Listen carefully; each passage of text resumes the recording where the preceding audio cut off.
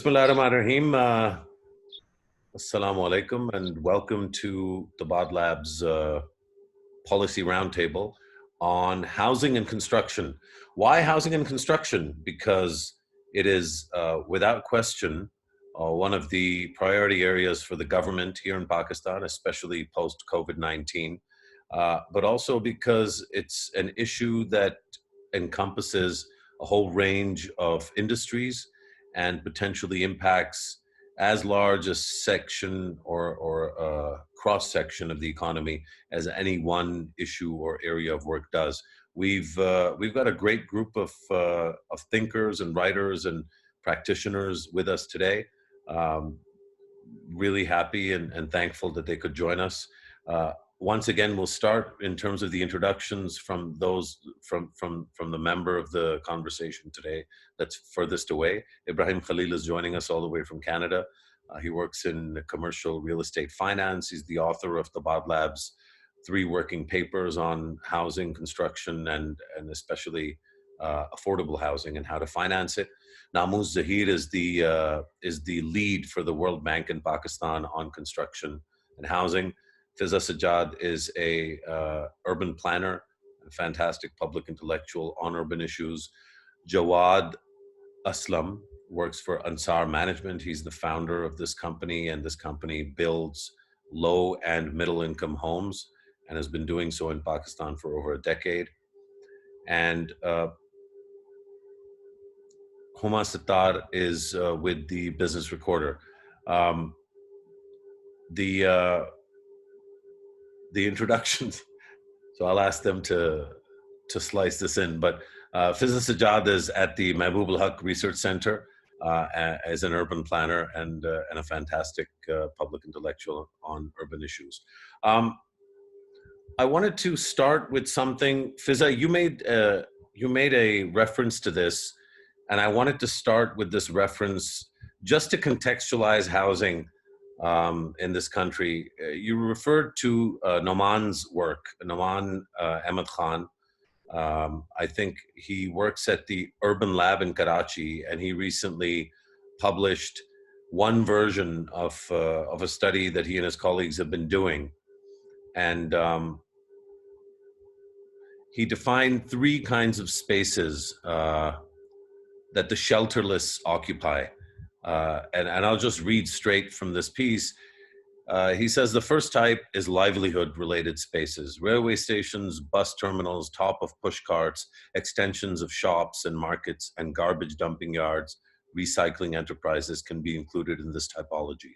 The second type comprises negotiated spaces, including footpaths, unfinished and abandoned buildings, spaces underneath flyovers, parks and playgrounds, roads, greenbelts, and shrines. Invisible spaces make up the third type. Shelterless individuals living in spaces along nalas, natural water drains, and graveyards are 2 examples of such spaces. Invisible spaces as the third type of space that the shelterless take up. I wanted to start with this because I think it's really interesting that we talk about construction and housing often from the vantage point of where we're sitting ourselves. But surely, as Fiza has recently pointed out in her piece for Dawn, the purpose of these policies is to, at least some level, to serve the least served, the most vulnerable to changes in the economy, changes in the macroeconomy, changes to their livelihoods. And of course, given that the context of our conversation today is COVID-19, I wanted to maybe ask Fiza for you to start off and talk a little bit about what your view is on whether or not the poor and the vulnerable can be served within the existing policy archetype that we have, and given everything that you've heard about the construction package. Sure. Thanks, Michelle. Thanks, firstly, for just having us all here. It's really important to be having this discussion right now. I think in terms of the construction package and whether or not it can actively meet the needs of the lowest income group in the country, the ones who are facing the biggest challenges, I think we need to backtrack just a little bit to understand what the problems are in housing, right? You spoke a little bit about the issue of homelessness right now. So that's, of course, one key issue. But, just in terms of how we frame the discussion, how we understand the problem, I just want to take one step back before getting into the construction package as well. That what is the problem that we're trying to solve here, right? Whether it's through the construction package or whether it's through the Naya Pakistan housing policy. Currently, the way that we talk about housing is primarily in relation to housing shortages. So the number of 10 million housing units is thrown out quite frequently. I think I figured out where it's come from, but it's always been a little bit of a struggle. And then if we take that as the biggest problem here, right, that there's a 10 million housing shortage, the solution then is to try to build 5 million housing units, let's say, as the PPI has promised. And so that way, if we build the 5 million units, that's us addressing a major component of the problem. But based on some research that Hala Bashir Malik and I have done for Jawad incidentally, we find that there's a need to reframe the problem to a certain degree, right? So that we can understand some of the complexities at hand and also develop more appropriate solutions. I just want to point out sort of 5 key challenges and problems here, and then think about the construction package in relation to those. So there are 4 key challenges within which we need to contextualize or understand our current response. The first thing is that there is an issue of overcrowding, and there's more and more of a pressure on smaller housing units that are occupied by low-income groups. So we know that a majority of households in Pakistan live in 2 to 4 room houses. And there has been a slight increase in the percentage of the population that now lives in 1-room housing structures as well. On average, there are approximately 3.8 people to a room. This is in the previous PSLM data, which is quite high if you compare it globally. But the number of persons per room also differs quite significantly by quintile. So people living in the people from lower 2 quintiles generally have a lot more people in a household and living in more congested spaces as well. So it's not uncommon to have 7 to 8 people living in 1 room currently. So that's one problem. So secondly, there's an issue of oversupply of certain types of housing. So formal housing supply, as we know, in most major cities in Pakistan comprises of low density housing that's provided by the private sector. And it's primarily geared towards middle and high income groups and investors. That's slowly changing now, but a study by the Urban Unit shows that in all recognized housing schemes in Punjab, about 68% of plots lie vacant and only 10% are under construction. That's almost 70% of plots lying vacant in existing housing schemes. And maybe it's that people don't have money to construct or that they're simply using it for investment. But that has direct implications on land prices and the availability of developed land currently. So we have 2 key challenges outlined so far. One is the issue of overcrowding. The second is the question of oversupply. Thirdly, of course, is the issue of affordability. So housing remains unaffordable for the majority of the population currently. There are different measures to look at this, but even if you look at data from the mean, for instance, between 2011-16, house prices increased by 119%, plot prices by 145%, but incomes based on HIS data just increased by 64%. And then finally, is the fact that nearly half of our population currently lives in informal settlements with poor access to services. There's issues around security of tenure. And so when we talk about building 5 million new units or adding more housing supply, we need to keep all of these problems in mind, and we need to think about the realities as they are in order to come up with solutions, right? And if I just, maybe, let's say I don't think about these 4 key challenges and just focus on the question of supply, the 10 million housing shortage is that 82% of that 10 million comes from lower and middle income groups. So even in that case, if we look at the current construction package, how we need to make sure that the housing that's going to be created through it will cater to lower and middle income groups. So, we don't want to be building more for investors and speculators at the moment. And so the construction package sort of comes in and it's been developed as a way to provide relief to create more employment and to spur economic activity. And before I even get into that, there's Something that Sadaf Aziz from LUMS has also pointed out, that the most important thing is to try to protect worker health at this point and their families as well. We have to also be thinking about labor protections and regulations in terms of them being brought into the ambit of existing labor laws. So that's one thing that has to be thought of as well.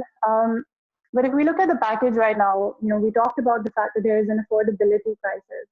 Now, again, I'm just going to talk about four things here. The first thing is that since we're not asking investors to declare their sources of income anymore, any untaxed income, anything earned illegally can easily be invested in real estate now, which means that the demand for land is likely to increase, which means that the affordability crisis is likely to accentuate further.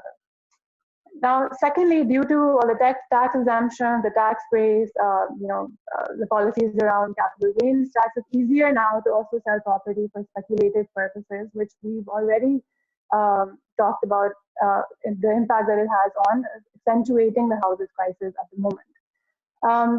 I've been reading that developers are saying that because now you have to construct in a set period of time, that will prevent speculation, but this simply shifts the focus from speculating on plots to speculating on housing, which is also not something we necessarily want, right?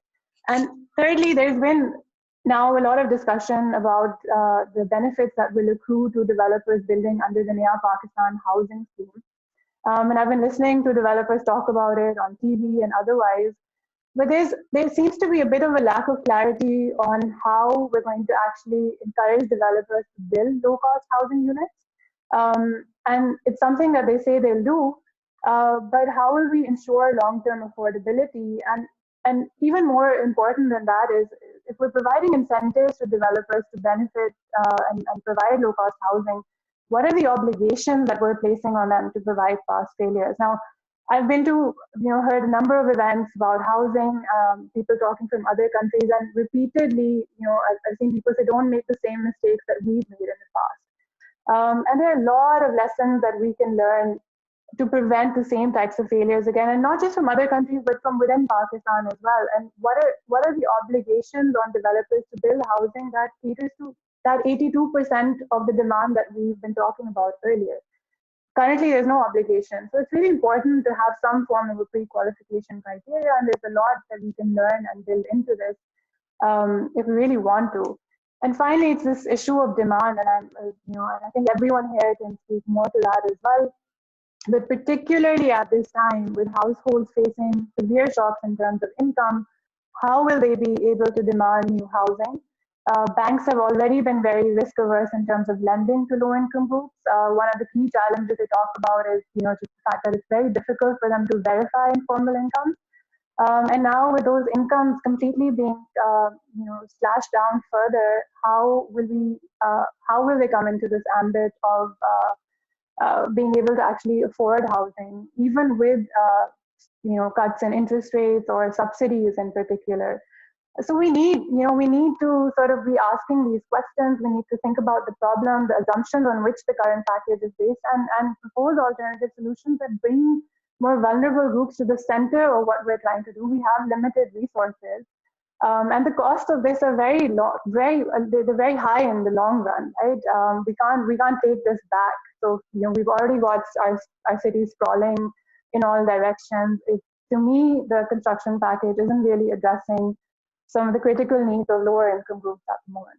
So Jawad, Fiza set up the conversation, I think, rather nicely. If I wanted to argue with her, I would say this construction package wasn't really about housing directly. It was about creating jobs, which are essentially for the very vulnerable and poor folks that she's concerned for. Would that be accurate in your view, or are you in agreement with where Fiza's coming from? Yeah, so I agree generally with what Fiza is saying in terms of some of the problems with the package, but I think we all generally realize that at this time, low-income housing is just a band-aid or a little note at the bottom.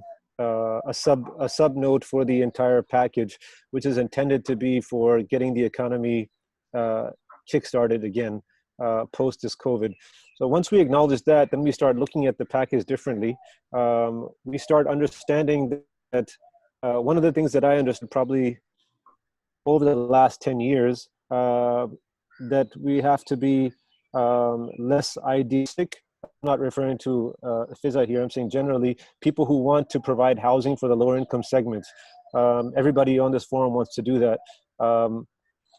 When we talk about the question that you initially started with, Musharraf, which is how do we, or can we, or is it our responsibility to provide housing for those classes you talked about, the invisible and the livelihoods and the negotiated spaces, people who are living there. And for me, I think we have to take it one step at a time. As I said, when I first started this, I wanted to go to the lowest income segment. After being beaten for about 10 years, realized that it should come down gradually.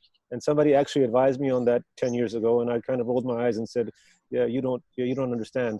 But coming to understanding the complexities of housing, saying that in order to make this work, and we talk about the developers, we talk about the segment or the industry that's going to benefit, that the challenge that we have is unless they see profit in this segment or in this offering for what we're talking about, lower income housing or affordable housing, it's a non-starter.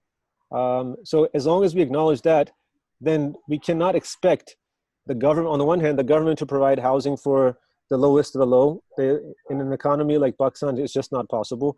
And then when we talk about the private sector, unless the private sector ultimately, as I often discuss with people, it's about a return on investment. If their annualized return is above 15% to 20%, then we have a discussion. If it's not, then we're wasting our time talking about different policies. And so the question would remain about this construction package. Has it been calibrated? There needs to be some reverse engineering to say, okay, for a developer to get a 15 to 20% return, what is it that has to happen?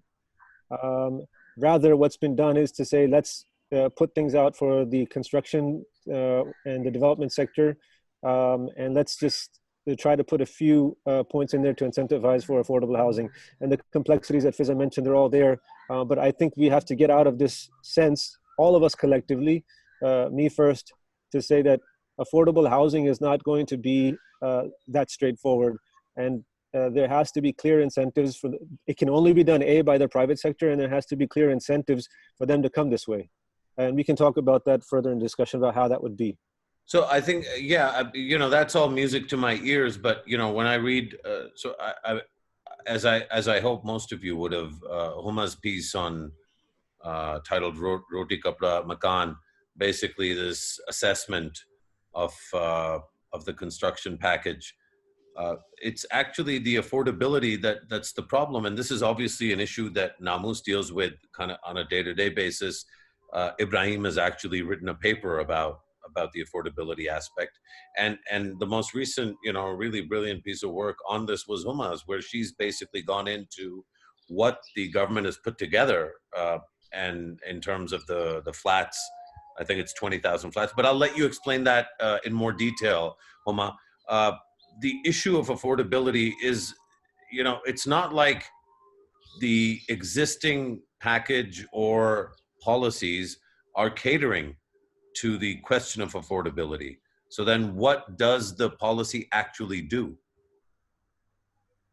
I think I would want to go back a little bit further. Back in 2018, when Imran Khan came to power and he wanted to build 5 million houses, I think the first question that we should have asked at the time was, what is this arbitrary number, 5 million houses for low-income people? What does that even mean? And then we should go further back. When we're talking about 10 million housing shortage, where is this number coming from? I think the reason why this question is important is because we don't really understand the problem of housing right now at all. I think Fiza mentioned a little bit about this study that they did in Lahore back in 2012, where they found that 68% of the population from the lowest income had only 1% of the housing. So I think that unless we understand where the demand is, where the supply is, we cannot really come up with any plan of action, or we cannot really come up with a construction package at this point. Like, I agree with Jawad. He says that you have to think about commercial viability for the builder and the developer. But if you just give them construction tax cuts, if you give them these benefits, they are going to be constructing a lot of supply. There's going to be a lot of supply, and there won't be any demand for it. We have to take supply and demand hand in hand. We cannot abandon demand. On the one hand, expect supply to just create its demand. I mean, that happens in a very long term. It doesn't happen in like 5 years. So that's an important point I wanted to make. Secondly, about affordability. So once again, we go back to where the demand is. So we have to look at 1,000 rupees is not going to be able to put aside 30% of his income towards a mortgage payment, right? If he's already living on rent, even though 30% is like an average measure that we use to measure affordability. If you're spending more than 30% of your income on mortgage or rent, you're not going to be able to afford it. So we have to look at it from that perspective. And I will go back to the article that I did, which is a very extensive study of the current housing projects that the government has already launched. But my third and very important point is subsidies. So the government has announced a 30 billion rupees subsidy, which is completely unsustainable. It's completely out of the blue. Like, there is no need for a subsidy, first of all, because you cannot sustain a subsidy for a 20-year mortgage. And that's where the problem is. And a subsidy is also entirely unaffordable. So just to give you a little bit of a number that I calculated. So for 10,000 houses right now, if we were to calculate a subsidy, we would need 2 billion rupees every year to actually finance these projects for just 10,000 houses. So imagine the fiscal burden that there is. So that's, I think that these are the 3 points that I first wanted to highlight, and then I will go into the project details, perhaps once Ibrahim talks about it. Sure, I think we'll come to Ibrahim in a moment, but I wanted to take this to Namus.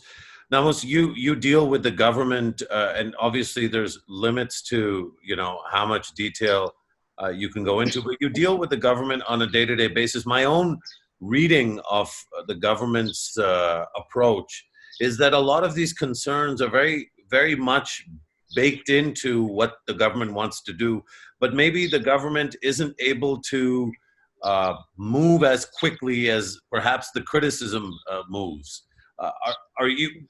Is it fair for us to say that some of these concerns are going to be addressed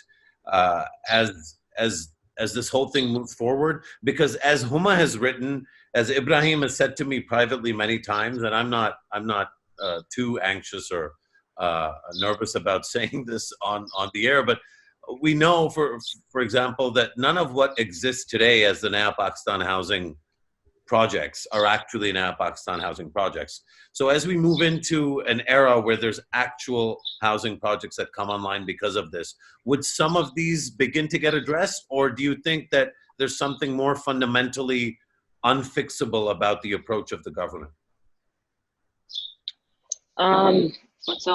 Thank you. I'm very pleased to be here. I think one thing to keep in mind is that the government has gone into this with very noble intentions, right? The Prime Minister is very pro-poor. That has been his mandate. He's for the people, by the people.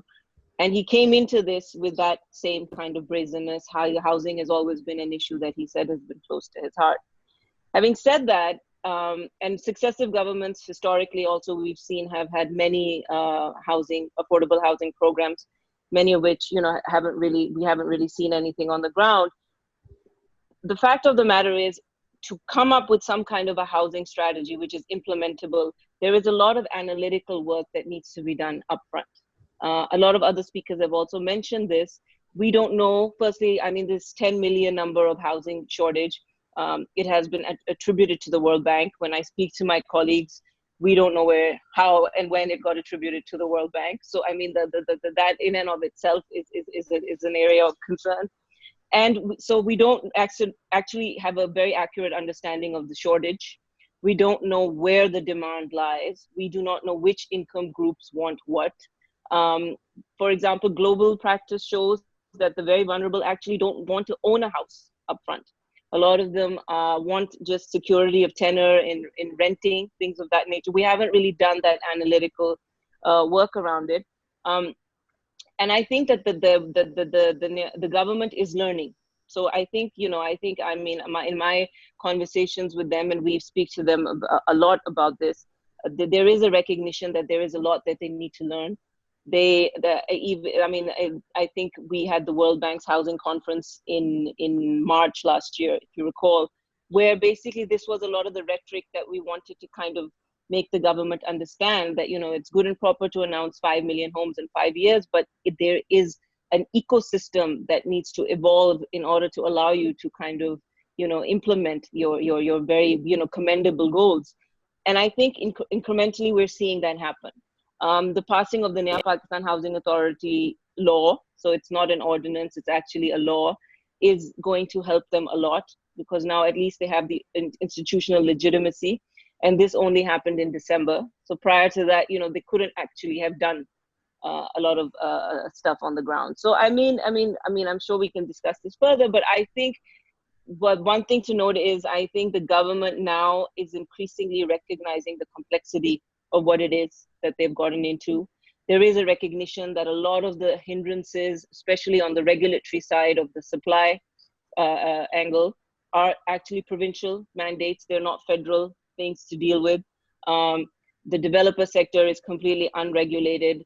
Our banking sector is, it's lethargic at the best of times. Low risk clients are not something that so there is an increasing recognition that we have to look at the ecosystem. And in our conversations with them, they are very keen to learn. And we're already seeing that when we share international best practices with them, they have readily adopted them as and when they can. So I think, I think that's a good segue for what I wanted Ibrahim to do, which is to talk about his own assessment, given how much he's written about this in partnership with our other colleague, Umar Nadeem. Namus just mentioned the issue of the law. But as I understand it, this law that's come about is really a law establishing the Naya Pakistan Housing Development Authority. Not necessarily does it include a new regulatory regime or framework for real estate, either at the provincial or national level. More importantly, I don't think there's yet a foreclosure law. I know that that's part of the debate and the discussion, but that hasn't happened. And you'll just correct me wherever I'm wrong, Ibrahim. But in terms of your assessment of how much progress has been made, we're revisiting this conversation after COVID-19, principally because I think the Prime Minister is worried about livelihoods and wants there to be jobs. And construction jobs are kind of the easiest, shortest route to quick, public works and construction is how you get jobs.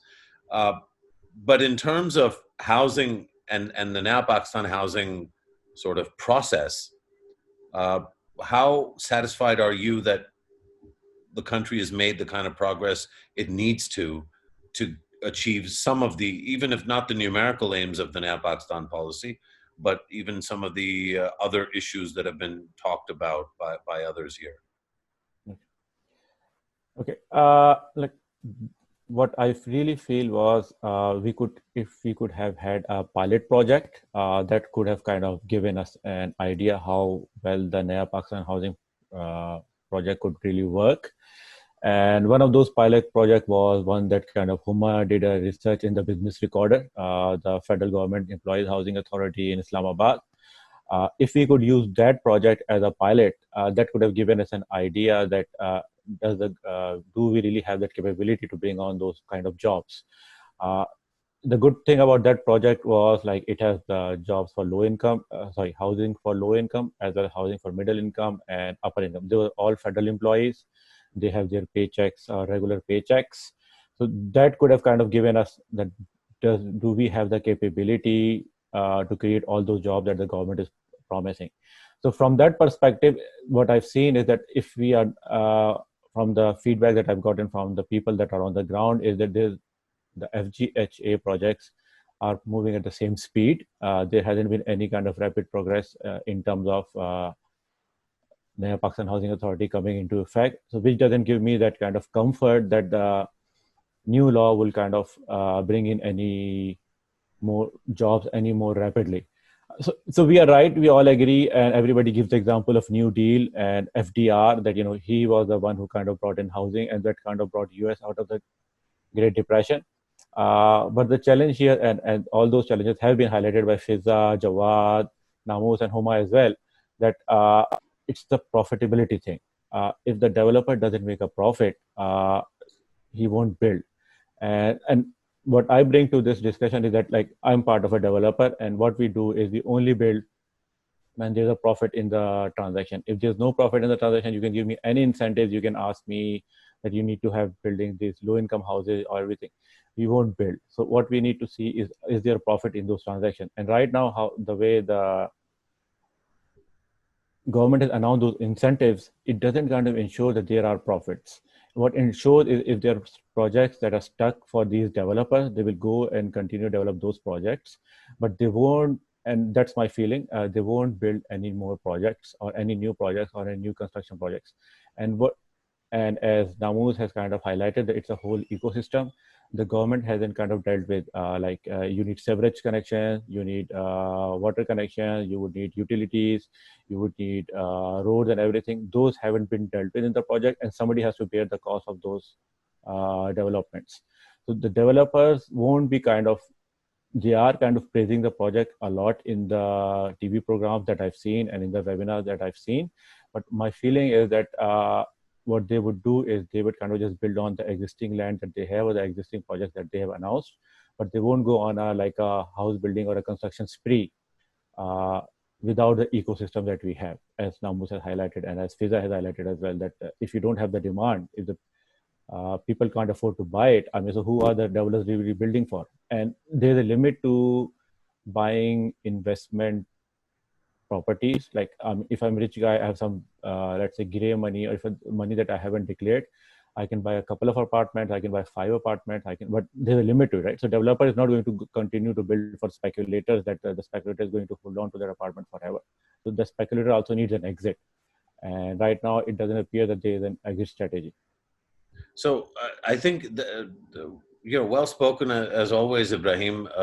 But as always, I sort of have questions, but I'm not going to necessarily raise them for you. I think I want to maybe go back to Jawad for a second.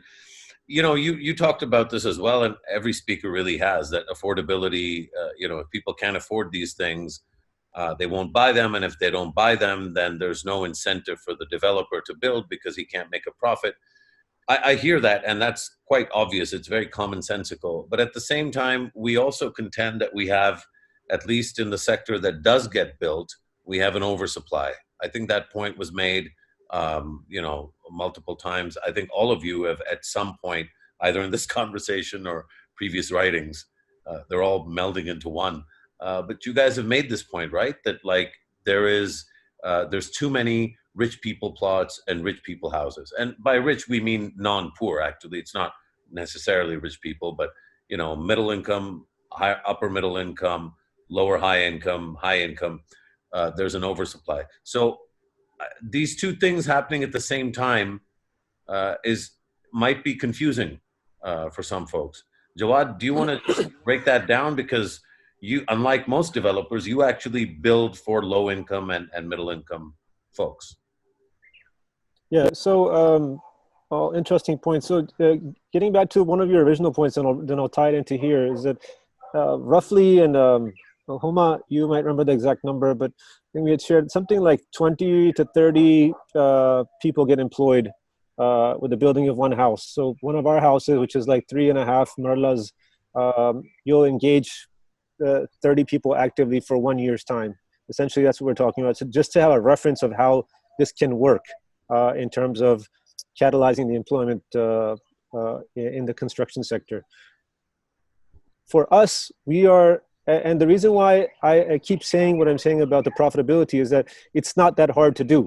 AMC, who is providing housing for people who are earning 30, 40, 50,000, which is not the ultra poor, but it's Just to clarify, Jawad, AMC is not the Army Medical College. It's the Ansar Management Company that you're the CEO of. Yeah, that's what I think. Yeah. So Army Medical College is not, it's Ansar Management Company. So what we are doing is we're providing houses for 20 lakh rupees. We started with 15 lakh rupees. We do have HBFC providing a mortgage. They're providing it fixed at 12%. That's thanks to World Bank as well, that they're able to do that when the interest rate went really high. The recovery rates are above 99% for us. It's not 100. So we're seeing results, but our challenge is that we're seeing a annualized profit for our projects, which end up being basically 5, 6, 7 years because of the time it takes for land acquisition. Well, let's start the time it takes from bringing money in from foreign investors to getting land acquisition, to then building out, getting an NOC, and then turning it over to the end user. It ends up taking almost 5 to 7 years. So our annualized return takes a huge hit. We still are, right now, we're struggling to get around 5 to 6% annualized return. Now imagine if you were able to cut that down to 3 years. Now that we've doubled our annualized return. Imagine if we're able to get those tax incentives, take it a little bit further. And so you can inch it forward. It's not an impossibility. And so it's important for us to start. I think the State Bank has defined affordable housing as 30 lakh rupees. So the people who are in this group would probably laugh at that, hey, that's not really for poor people. But an average developer will say that's too low for us. For us, low income is 70 lakh rupees. So there's this divide here as well. Now, what I think is, now hitting on Huma's point about subsidies and how subsidies are not sustainable, if you calibrate the subsidy in a proper way, the idea is to catalyze this sector by proving the model, going back to what Ibrahim said as well. But how do you prove the model? You try to get some private players to come in and prove that you can earn 15 to 20% return. And then you take it from there. Sometimes we get confused, and the foundation is saying 20,000 units. That's the challenge. We start thinking that the big numbers are the sexy numbers, and the real problem is putting a model on ground. And it can be 500 units, it can be 1,000 units. It doesn't have to be 50,000 or more. So the idea, again, just to wrap it up, is to say that yes, it's possible. It's possible to provide housing. It's possible to make profit. Now it has to be calibrated and inch our way up to attract more from the private sector into this space. Huma, you've done a couple of studies as well. I think you did something on retail. So you have you engage with consumers and buyers, and I'm assuming suppliers as well. This notion of profitability and the incentive to enter as a supplier. How moved have you found the construction folks, the developers, and the people that contribute to the construction sector, maybe cement or steel or those folks? How moved are those folks by this construction package? And notwithstanding the affordability question, because we've already, all of us have criticized, and we've made that point, but notwithstanding that, what is the likelihood from a supply side for these folks to be moved to enter the market, initiate new projects, or at least finish projects that were maybe stalled or were slowed down? I would actually say they're very moved. If you look at the cement prices, they've just gone up by 58 rupees this Sunday. So the cartel, I was going to write a story called with the title "The C Word." So you can say cartel, or you can say competition, whatever you want to look at it, whichever perspective you want to look at it from. But yes, they're definitely moved. I've been talking to builders, and I think a lot of them are really looking at it from an opportunity perspective. And yes, they are first going to be focusing on existing projects that they have. that have been stuck. But I think they're also looking at it from the perspective that the government would support them from, from the land point of view. So if so for instance, if they can get land easily from the government, can buy land on a very affordable rates, then of course commercial viability would come in. So they're very positive. I think on the supply side, there's a lot of positivity, which I have been seeing. But and to just to go back to Jawad's number, he said that you need 30 people. You employ 30 people to make one house. Just to give you an estimate that we calculated, if we were to make 1 million apartments in Karachi, it would create 3.6 million jobs. And in Lahore, the same number of houses would generate 1.5 million jobs. So of course, the impact is huge, and we're looking at really huge numbers. Once again, I would go back to demand as well, because once you're done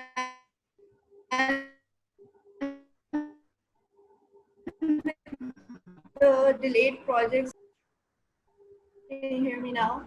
Yep. Okay. Sorry, which part? I was on a roll. From the demand. You were talking about demand. So yeah, so once we're done with the delayed projects, I think that we would go back to demand, because as we mentioned earlier, the demand is not where the supply is right now. And certainly there are ways to actually boost affordability. But once again, we would have to define affordability for different income groups. We would have to go back, go back to the drawing board. So just to give you an example of the current projects that the government has planned, there are two of them. One is by the Punjab Housing and Town Planning Agency. They have 4 projects in place in Punjab. And these are houses that cost between 1.6 million to 4.1 million.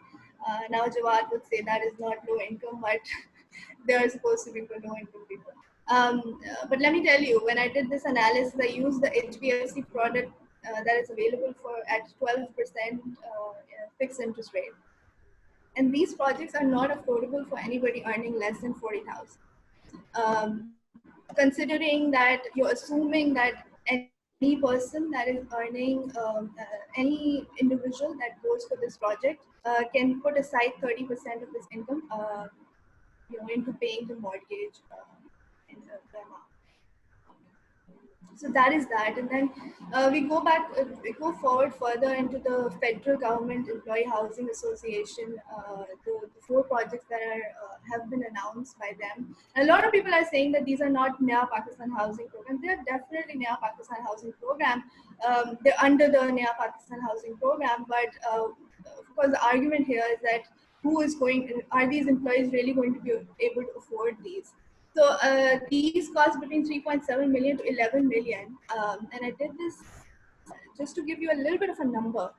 So anybody that, if you have any idea what the basic pay scale, so the basic pay scale going from 1 to 9, the basic pay scale, on average, the employee earns 21,000 rupees as a basic pay.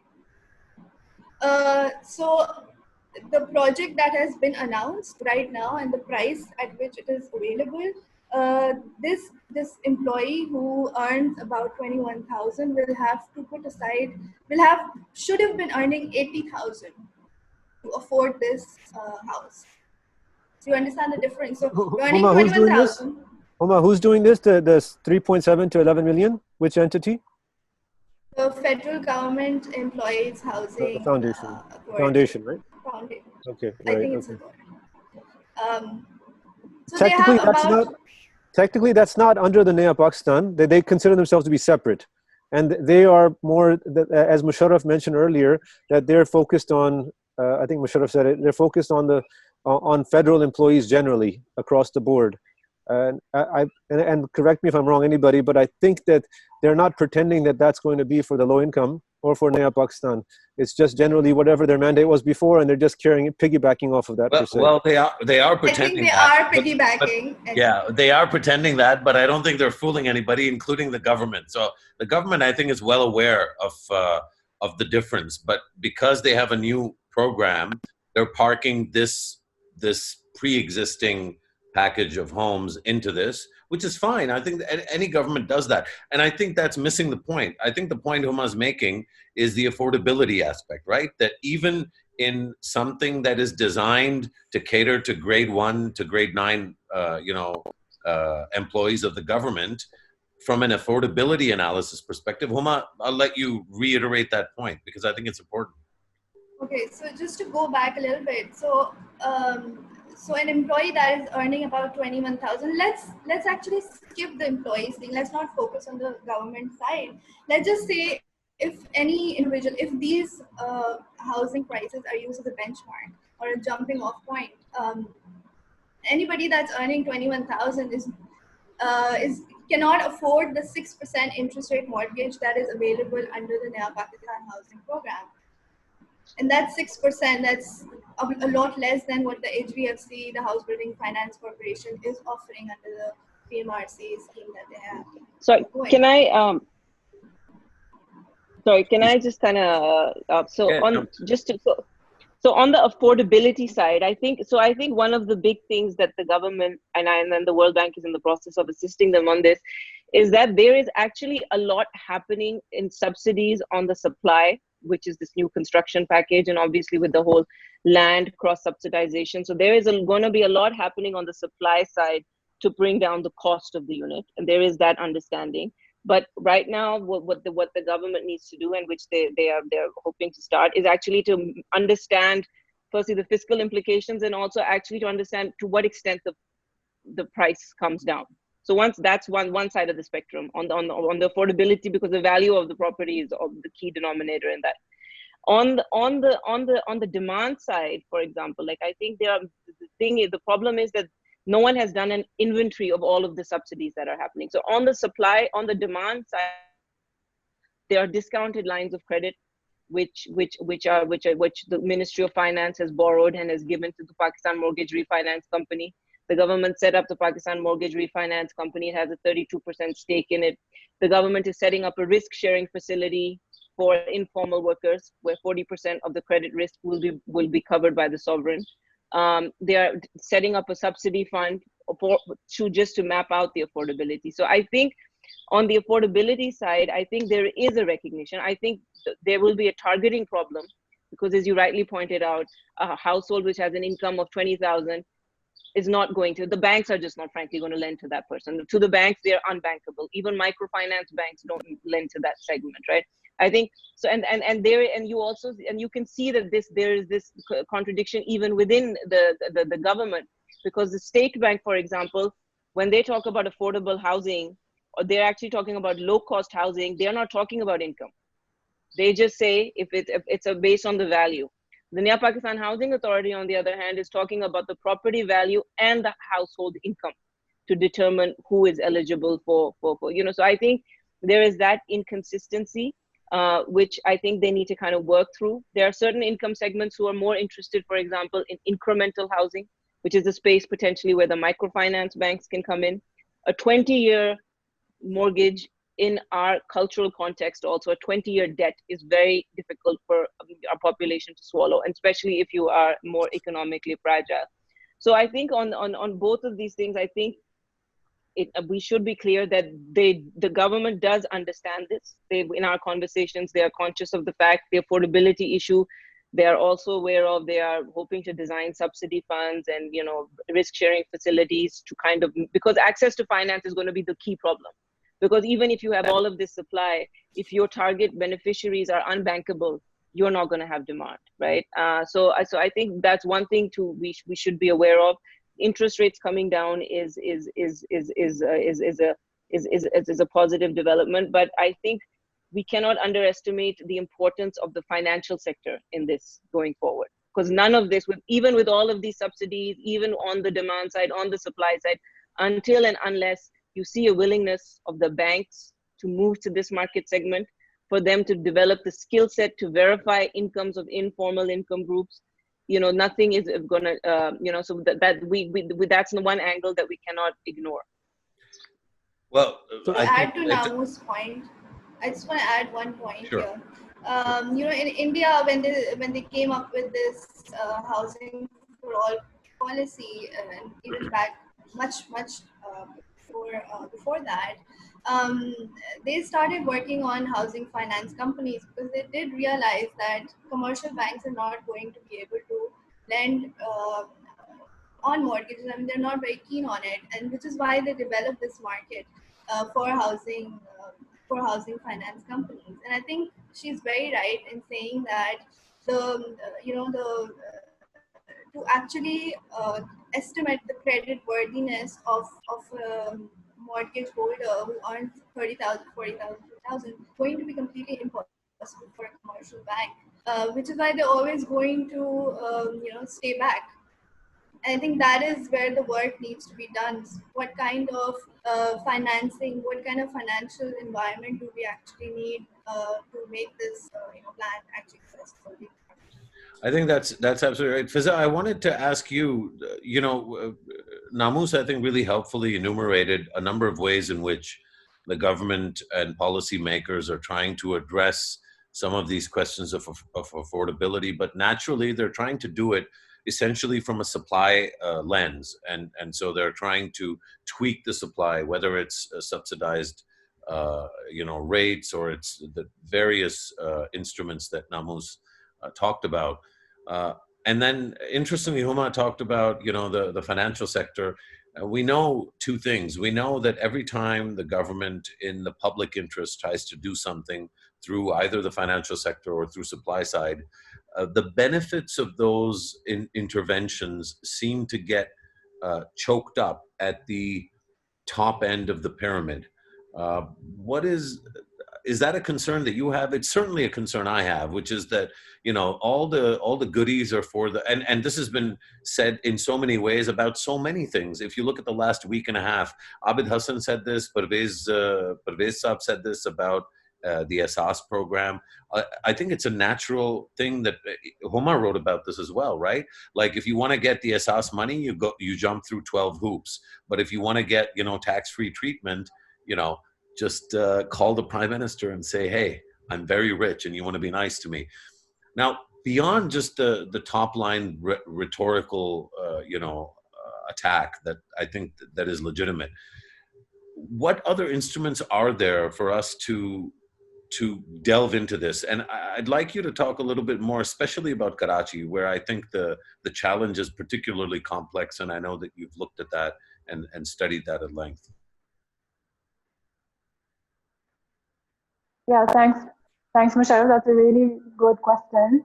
And I think it sort of draws in on some of the points that have been made by others as well. I think, Jawad mentioned that he initially wanted to sort of cater to the lowest income group possible, but then you kind of have to take into account current realities and reevaluate just a little bit, because in terms of what's feasible and not feasible. And then again, the point about developers not wanting to invest without a profit. So I think Jawad mentioned 15 to 20% in terms of profit, right? I think developers aren't looking at 15 to 20%. I mean, some people we've spoken to have said they don't want to do a project which is lower than 100%, right? So yes, we may be able to demonstrate through some lower cost schemes that you can make up to maybe 20 to 25%, which is great. And I think there should be more players that should enter the market that way, but there are certain limitations there as well. Similarly, as Huma said, in India, they've had these affordable finance companies that have been set up and have found ways to verify informal income, but even there, they're struggling with the fact that they haven't been able to access the lowest income groups through that process. Now, again, as you're saying, some of the greatest challenges are faced by the lowest income groups and low to middle. And I think that's where maybe Jawad and this has been a long-standing debate also differ, is that I think there's a role that the market has to play, but beyond a certain threshold, it's not going to be able to intervene without some form of assistance by the state or direct action by the government itself.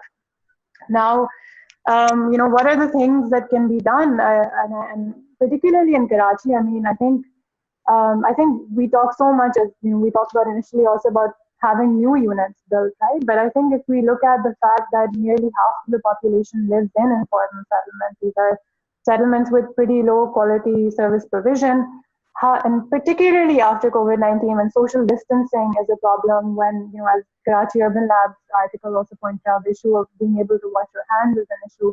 How do we think about ways in which we can provide support for people living in informal settlements in a way that also generates some form of employment, right? And I think if we think about that more in more detail, and Arif Saab has also today written an article about trying to do this at the Union Council level, having public works programs that help with road construction, that help with different types of smaller scale projects, but then also projects that facilitate, for instance, the construction of one additional room so that you can address that issue of overcrowding. I think, and working with communities in these settlements as well, because right now I feel when we're talking about the construction package, the only stakeholders we're talking about are builders and developers, right? There are no community groups. We have no, that's another problem, that there isn't a lot of organized work around this also, but there are people who we could be reaching out to get a better sense of the realities on the ground as well. So I think that's one thing to do. The other thing is to also, and we need to understand the scale of this also, because as Dr. Naman points out, homelessness is a big issue in Karachi, right? So the Prime Minister already has a great initiative to build shelters for the homeless. Maybe we use construction to build additional shelters to address that need as well, right? And assess how much of a problem it is in other cities as well. And then this issue of, the question of rentals also, we tend to focus too much on ownership at the moment. So there needs to be a little bit of focus. And also with the current crisis, how do we protect people who have to make rental payments? How do we make sure evictions don't take place, and that people who depend on that income from rent are also protected? And I think, you make a really good point initially also about the fact that the construction industry is critical, and it can generate a lot of employment, and that's very, very important. But there's almost a celebration of this fact quite frequently in different discussions. But what would be really useful is to see level analysis on, and Huma's given some numbers in terms of the contribution to employment, in terms of the contribution to growth, balance of payments. Atif Mia has been talking about that for some time as well. What are the implications on that end? So yeah, I hope I answered that question. I think, the key point is that even with a lot of these interventions, there's still people who get left out, and what do we do about that? And these are the people who are the most vulnerable at this moment. So these are just a couple of suggestions, right? Ibrahim, no, thanks, Fiza. I think it just, again, I think it sets up really nicely. Ibrahim, you wrote a whole paper about developing a model that would cater to the specific needs of this market, particularly in terms of affordability and that core middle segment. But since you wrote the paper, a lot has happened, and particularly COVID-19 has happened. Is there, it seems to me increasingly as we go deeper into this conversation, that maybe there is no real answer, that the fact that we have something like Ansar Management Company, which is Jawad's company, that caters to low-income housing, but that it can only actually produce so many units, because at that end, the demand and also the profitability are of a nature that will actually not generate 100,000 or 200,000 units, that will stay in the kind of zone that it's in. And that if you want the big numbers, then you have to do the things that will elicit essentially, legitimately, criticism from probably the likes of all six of us, really. So what is is there a halfway place where somehow either more clever financing instruments or more clearly designed policy that focuses on mid-rise, perhaps? What is the answer in terms of this affordability puzzle? There are no easy answers, right? Pakistan doesn't have all that ecosystem, but if you look at the countries that have ecosystem, like Canada is one. I live in Toronto, right? And Toronto has one of the most severe affordability crisis. And we have been trying different things, but it hasn't been kind of solving those issues. So we can't look at like silver bullets or like a simple answer. Different things have to be tried. Some things might hit the target, some things might not hit the target. So there aren't easy answers. But just to go back a bit, and I was on the current construction package. Like, so the question that nobody asks right now with the construction package is who are the builders building these units for, right? So if we agree that they won't be built for low income units, but we don't have a mortgage market. Namus is pretty well aware that in Pakistan the banks give around 1,500 mortgages every year. So how many units are we expecting these builders to bring to the market? If there are no mortgages, I mean, who is actually going to pay for it? Are the builders going to offer 20-year mortgages to the buyers? Or are the builders only going to offer, sell to those guys who can buy them cash outright? So for me, that's the assumption that, okay, builders are pretty optimistic that we're going to go on a building spree, but there are no buyers for it, right? Who is going to pay off the builders? Like right now, when builders start construction, they usually target 18 to 24 months, and the project usually gets completed in 6 to 7 years. Why 6 to 7 years? Because the payments are coming through installments, and those installments get delayed and everything. So a project that should have taken 3 years usually gets completed in 8, 9 years. With the current economic market that we have, uh, nobody has the money to kind of buy these units in 3 years or pay off 3 years. Banks are not offering mortgages. They weren't offering mortgages when the times were good. 1,500 mortgages per annum. How many mortgages are they going to offer right now? So that's one big question. So that I just wanted to get in there. Secondly, what gets lost in a lot of these transactions conversation is the cost of the land. The cost of the land is the most important determinant of how the cost of the end unit will be. So right now, let's say all the builders get giddy that we have this construction package, we don't have to pay for all these taxes, but they still have to pay for the land. And so there will be a bid, and this is what's happened in like countries like Canada and UK, that there's a bidding for the land. Now every bidder wants to go for the land because he can, he doesn't have to pay taxes on it.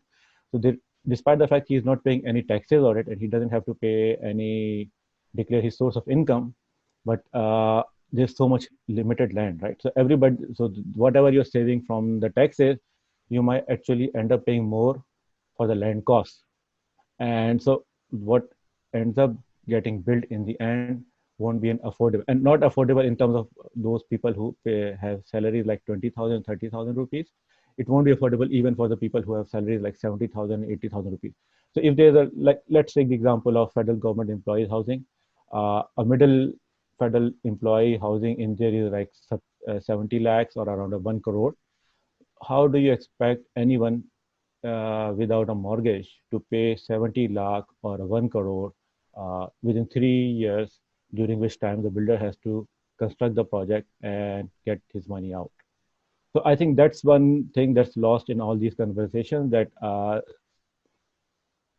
who are we actually building for? And will it really be, will all these tax benefits that we are giving, will they really be materialized in terms of low cost, or will they be lost in a bidding war for the land?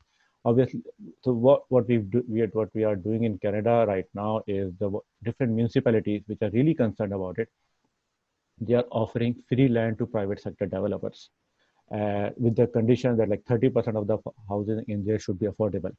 But does the government of Pakistan have the capability, or do they want to get into this business of giving free land? Because we already are very fiscally tight, and we have kind of earmarked that land that we are going to meet those fiscal targets by selling those land. So, I mean, so those are some of the challenges that I kind of see when it comes to the construction package and the giddiness around it. And one, and the way the discussion is going, I really don't want to kind of focus on the affordable segment. The reason is I don't think the construction package has an answer for the affordable segment. Let me put it this way. Construction package is just there to generate employment. It will generate employment through creating some high-end, mostly high-end apartments or speculative apartments or speculative houses. Most of it, some of it may be there for the low-income segment of people who are building it for themselves. But That's my perception, but it's not actually going to help in the affordability at all. It might help in the affordability by providing employment to the people, and they might be able to afford something else for themselves later on. But the units that will be built by these construction or developers who are really feeling giddy about it won't be for the affordable segment at all. I don't know whether that was the question you were asking, but I just wanted to get it off my chest. No, I'm really glad that you did, and because you needed to get it off your chest, then it's exactly the answer to the question that I was asking. I want to start, building towards a kind of a wrap up. Maybe Jawad, I want to bring this to you, and I think I've kind of asked this already, but I'm going to ask it again. On the one hand, we're saying that there's, and all of you have said something not entirely complimentary about the 10 million shortfall figure. But we all kind of use it, I think, and I can actually point to it, like we've all used this number, right? There's 10 million, there's a shortfall of 10 million, but we're going to build all these units and nobody's going to buy them. There's something isn't adding up. Now there's a distortion somewhere in this ecosystem. And I can make a guess as to where it is. I think Ibrahim might have already given us a hint. But do you have a suggestion as to where we should look to try and understand that a country in which there's such a massive absence of supply, equaling 10 million, also is the country where there's so many units that are unconsumed or underconsumed? What are the incentives that are causing building for that segment, which isn't buying? In a country where there's a shortfall of 10 million and you could make a decent 10, 15, 20% profit if you wanted to, but people are fixated on, as Fiza says, 100% profit margin. What is happening? Where's the distortion? Yeah, good question, Musharraf. This will be my final comment today, I guess. But so there's a few areas. It's as everybody here knows, and everybody's in Pakistan knows, it's a complex issue. Just to touch on the thing, you mentioned it and Fiza mentioned it, the 20 to 25%, I'm not talking about the Bahriyas. We all know the Bahriyas and the big groups that are known will never come towards this sector unless it's considered some sort of charity project or a project that's going to benefit them by getting in the good books of the government. But, and Namus may be able to speak to this, but World Bank had a group called the Monitor Group in India, and they were focusing on the Tatas and the big groups to get them to come into low-income housing. And what they found is that those guys are not interested, but they found an entire group of people who are middle to small developers who are very happy with the 20, 15, 20% returns. And those are the ones who have to be incentivized. And when we talk about all the things in this call today, through some sort of subsidy, some sort of way where they get to that 15, 20. As a developer right now, I'm not getting to the 15, 20. I'm getting somewhere, at best, I'll hit 6 or 7%. Until we are able to get somebody to that 15 to 20%, there's always going to be a supply issue. On the other hand, you have, so that's the middle part. The first part is the land. So when you talk about land and even talk about FATA, the Punjab Housing Authority and the foundation, when they pick out lands, they end up being so far out that the low-income segment doesn't want to go out there and live there. So it's doomed to failure from the outset. If we as private developers do it, there's brown zone and green zone where you can develop and you cannot develop. There's no specialized, like Ibrahim mentioned about in Toronto, there's no specialized areas where this is specially zoned for affordable housing. So then if somebody's going to bid on that land, it's private land, it's open to the public to try to acquire it. We as low-income housing developers will never be able to compete for the other person who's trying to profiteer and hit the middle and upper income segments. So the first part is the land. The second part is the supply of people actually building the houses. The third part, we're talking about mortgages and how banks are not giving it. We are witness to the fact that HBFC has a liquidity. They're willing to give it. They have the funding, even more so now, again, from the PMRC initiative, but they don't have anybody to take the mortgages because they have nobody that's offering that product. So it's three levels of where it's hitting. That's a really helpful breakdown, Jawad. Huma, in your experience, is there any likelihood of the mobilization of that sort of sweet spot where we're not dealing with the Berias or the mega developers, and maybe we're not dealing with the you might say micro developers who are happy with 5 or 6%. Is there a market? Like, are those developers out there? And what would it take, do you think, from a policy perspective to mobilize those developers? And I want to bring the same question to Namus after Huma's had a shot. So yes, I think that there is a market, but once again, for mid builders, who are not into mega projects, we also have to think about from their perspective. So I remember I met the HBFC folks a year ago, and they said that they gave out loans to a lot of small and mid level builders, but they could not actually sell those plots or sell those houses, and they had to default on their loans. So at that time, the default rate was really high for a lot of builders that were getting these financing facilities from HBFC. So from that perspective, like if you're going to a mid-level builder who can take up a profit of 15 to 20%, then we also have to look at how land is going to be allocated. So the culture right now is that we are going to go for sprawls, right? But and that's where the profit actually is. But then you're not really utilizing land. We need high-rise buildings. We need mid-rise buildings to actually utilize land more sufficiently. And then going back to how we're going to let give financing to those mid-level builders who may not be able to get cash to sell off those houses. Namus, I wanted you to maybe weigh in on the same question, and maybe also talk a little bit about the risks in all of this. You guys do a quite robust set of processes to cover fiduciary risk. I think there's obviously the macro level risk of a bunch of rich people capturing government and decision making, which PFM doesn't tend to deal with so well.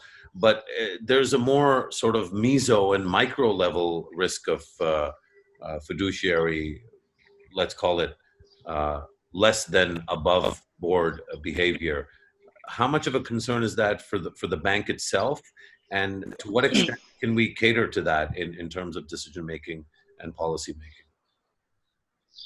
So if we go back to the smaller and mid-sized developer issue, I think we've been engaged with them extensively over the past couple of years. We cannot underestimate the regulatory burden on the construction sector. So if I am a small-sized developer and I want to construct a 7 or 6-story building in Karachi, it's going to take me close to 3 years to get all the permits that I require. So my equity, which I invested in that land, is locked for 3 years. And land in Karachi, as we know, is very, very expensive. At the same time, the banks know that, it's such a moving target with the construction sector. The Supreme Court might have a judgment that you can't construct over certain, so the goalposts are constantly moving. The construction risk is so high that the banks won't lend to them. So there is a lot of barriers to entry, I think, for the smaller and medium-sized developers. So I think, frankly, a lot of these tax incentives, etc., might work, but what would actually really move the needle on this is if there could be a huge regulatory overhaul in this area, if they can automate as much as possible, if there's like a one-stop shop where I, as a builder, go in, I get in all my permits within a certain time frame, and then I know that no one is going to come and stop my construction, then you'll have. So I think that that's one thing that the government needs to really focus on. But again, as I said, a lot of this is provincial, so that conversation needs to start happening. And on the other side, on the judiciary and all of that, I think the key thing in all of this, and I think this has been the theme of our conversation, is that whatever happens in this construction package, it needs to be equitable. There needs to be some mechanism for the government to kind of, if firstly they need to identify, is this construction package to promote affordable housing, or is this construction package because we need to create jobs in this COVID era. There needs to be that because the two are not necessarily aligned. You know, they are contradictory elements in that. And as is, they're trying to merge the two, which is not necessarily ideal. So I think once they have an understanding of what the objective of the construction package is, and then based on that, then they need to make sure that it's equitable, that if it is to create employment, then they need to have mechanisms whereby it is actually generating employment, and it's not just fostering speculation or, there are also one thing that needs to be, which we haven't discussed, but these amnesty schemes also have great implications in terms of FATF. The FATF has increasingly highlighted real estate as a conduit of money laundering, and they are asking countries to look at regulating real estate agents and the real estate sector. So I mean, so there's a lot of implications. There are a lot of nuances that I think the government have to think through. So I think basically, but from our side, from the World Bank's perspective, I think equity is the main thing that we would expect. The fiscal implications are going to be immense, but if you have identified vulnerable groups that should be benefit from this, then let's make sure that that's where it goes, and the rent seeking just isn't happening at the top of the pyramid, as you said. I think there's that's a fantastic way to maybe kind of put a bow on the conversation. Although I'd love for if there's anyone that had a thought or an idea that they wanted to express maybe at this point. I just like to Ibrahim, please. Yeah. Let's start with I just like to piggyback on Namus's point. So one of the things as well, and me and you, Mushar, have discussed this with respect to industrial policy. So when we have all these incentives, so it gives incentives to all these businessmen and developers to come into the real estate market. If the objective here is to generate jobs, we don't want to create a kind of a perverse incentive that, people aren't setting up other businesses. And we have gone through this before, when there was a real estate boom earlier. I mean, all the textilers and all these guys, they were moving into the real estate business, buying these plots and everything. And now if we are giving so many huge incentives in this real estate area, we just want to ensure that job creation in other sectors of the economy just doesn't stop and everybody kind of move into the real estate business. So that's one kind of the risk that kind of gets overlooked. And I feel, and the reason that's not a big risk right now is because we have such a huge regulatory overburden, as Namus said, because it takes them 3 to 4 years to get an approval. So a lot of people might not come in. But if you have one-stop shop, you have all these tax incentives. Why do I want to set up a textile company or a manufacturing unit or anything else? I just move into the real estate business. I mean, that's the only business that's making money in town. So that's one risk I just wanted to highlight. It may not be here right now, but it could be there as well. No, it's something that we've dealt with in this country before, the crowding out of productive investment towards not as productive investment. That's absolutely a very legitimate point. Huma, did you want to add something? Yes.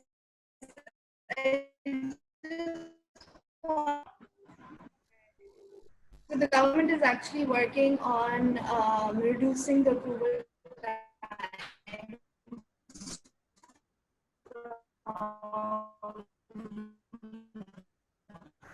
current 12 to 18 stop shop for that purpose, and they have the provincial government on board. So I mean that is one development that. But I don't think that we can dictate how people spend their money or where they choose to invest. I think that we just have to create a regulatory environment an efficient regulatory environment in housing and in construction, so that it actually does, translate into jobs, translate into economic activity, and while also tackling the actual housing shortage issue that we have. Excellent. Fiza? Yeah, I just wanted to add 2 last points. I think when you asked Jawad initially, what are we missing? We've all talked about the affordability issue. We're all looking at some of the outcomes from the construction package currently. And I think we're sort of referring to it, but we're missing, not really missing, but we need to think about the political economy of this in a little more detail, right? Who are the actors involved? What are their interests? State actors themselves are involved in some of these processes, right? And so it's important to pay attention to that. And I think the point that Namoos made about what the objective of the construction package is, right? Is it to provide employment, or is it to provide low-cost housing? And there are different ways to provide employment as well, which don't need to necessarily only rely on housing. And the fact, and we definitely need to be inclusive in terms of the way that we approach this issue, because the two are definitely not, they're interlinked, right? I mean, the question of speculation is directly linked to the market for affordable land and housing. But alongside inclusiveness, we also have to think about sustainability in terms of the way that our cities are going in the coming years. If the objective is to create employment, but create that through additional houses, additional sprawl, then that creates really long-term cost for us as well, and that's something that we don't want to get into. There's more and more evidence of this from around the world, that any investments that are made in real estate have completely transformed urban areas, right? And I think that's something that needs to be taken into account. Excellent point. I mean, for my money, I think any time we do incentive packages that include the ability to hide things that should be within the purview of the state, and particularly the tax authorities, we further delay any chance of robust documentation on real estate to consumer transactions and interactions, which has been the bane of, I think, so much regulatory dysfunction in this country. But that's probably a discussion and a debate for another day. I have to thank all of you for such a robust and rich conversation. I was expecting one, but I have to say it exceeded even my very high expectations from this superb group of thinkers and doers. So I'm grateful to you, and with that, I will sign off. Thanks everyone for joining us, and look forward to continuing the conversation. Thank you so much, Musharraf. Thank you, Musharraf. Thank you, Musharraf. Thank you, everyone. Thanks all. That was everybody. Bye. Bye.